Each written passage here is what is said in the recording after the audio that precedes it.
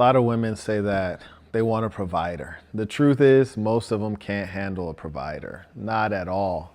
You see, providers, those men that would have enough wealth or are willing to work hard enough or consistent enough for the lady to sit at home all day, have no boss, and have you, the provider, as her boss. Well, those guys, they tend to be more successful. And as a part of being more successful, they're type A personalities. They're more successful, they're more demanding, and there are requirements. You see, women tend to live in la la land. Everything that they've learned mostly came from TV, Netflix shows. So when they think of a provider, they don't think of the mundane affairs of married life. Rather, they think of not having to pay for things, not having a mortgage, utilities, not having responsibility. And it couldn't be more opposite. They consider the vacations, the holidays, the gifts, the romance, not realizing that if your man is your provider, that means he's your boss because he's the one essentially paying you and paying for you. In addition to that, if you are to be provided for, you are now very much so in a service-oriented and submissive position. All women should be in that position, but when you're being provided for, well, things are a bit different. And the man who can provide for you is generally a higher income man. As a result of him being higher income, well, generally he's going to have to work more. That's not because he's not working smart. It's because he's a business owner. It's because he has a unique skill set that no one else has. It's because he's ambitious. It's because he likes to work. It's because he's growing a corporation. And as a result, he'll have less time for you, less time to goof off, less time to do Netflix and chill, less time even to go on holiday. Though when you do go on holiday, it'll be nicer than it would be by yourself or with a random guy. He doesn't have time to constantly live on holiday. And many females today, and ironically, very few of them have grown up with fathers that are true providers. They have a fantasy and they want a man who essentially is a social media influencer, which means that he doesn't really work. His actual work is having fun and you just get to blog and show everyone the fun things you're doing. Well, there are very few men like that. The truth of the matter is, ladies, if you like a man who's a provider, then you need to be worthy of being provided for. I'll just give you a couple notes on the way I like my household managed by my woman. In the morning when I wake up, there's a couple things that I absolutely need. I actually have a list of it. So I'll share those things with you. And you should ask yourself, could you live in this way? Now, the funny thing is a lot of women would complain as though they don't have to get up and go to work on time, as though when they show up to work, their boss doesn't give them a list of tasks or there's not a job description that they must fulfill. But for me, in my case, this is the start of my day routine for my lady. Number one, satisfy me in the morning, and ideally in a way that has low requirements of me. It's really you just waking me up, you heard me? So I'm not putting in any work. You satisfy me. Then secondly, clean me up a little bit, not shower me, but clean me up such that I can get to my workout. I'm going to shower after the workout. So 1, satisfy me. Number 1.1, clean me up. Number 2, open up 100% of the blinds in the house. 7,000 square feet might take a little while.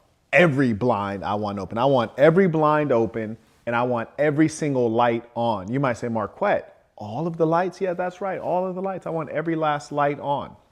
Marquett, you have skylights. You don't need lights. Save energy. I don't care about saving energy. I want all the lights on because that's what I want.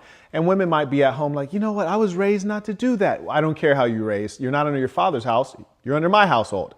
I want all my lights on and I want all my blinds open.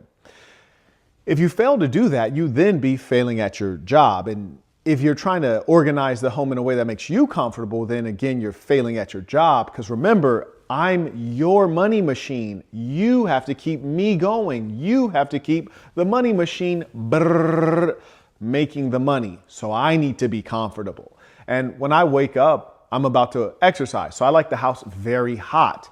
I actually forgot to put that one there. So I need all of the thermostats, and there's 4.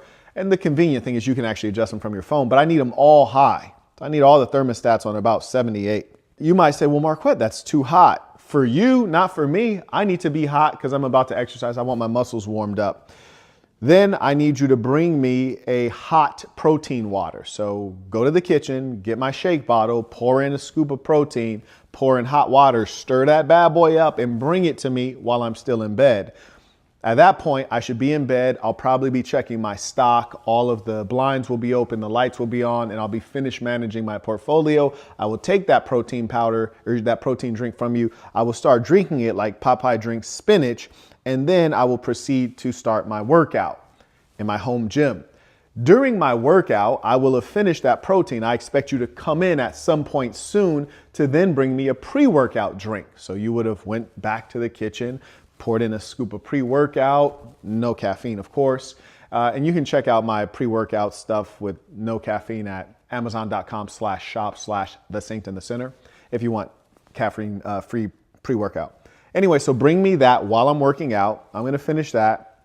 Then after my exercise, I need you to bring me a banana because I don't like to eat heavy at this point. So bring me a banana. I'm going to have that banana and then I'm going to shower up, which sometimes I might take a bath depending on if I need to think or how my day is going. And if I am taking a bath, I'm going to tell you that I want a bath, which means that I expect you to go to the owner's suite and run me a bath and then come fetch me when the water is high enough and warm enough. And I'm hoping that you put it at an appropriate temperature, and then I'm going to go in and take a bath. In some instances, depending, I might actually want you to bathe me. Typically after my workout, no, but if I'm about to go to bed, yes, maybe. Sometimes I'm just dead exhausted. So that's my morning routine, and also your morning routine, which I have wholly defined. I've had troubles with women in as much as, hey, they're like, it's too hot in here. It doesn't matter how you feel. You better open a window. You better stand next to a window. Better go outside for a little bit. Get you an ice water. Or I'll say, I want all of my lights on. That's wasting money. That's not how I save money. I don't save money in that way. I save money by stopping you from shopping.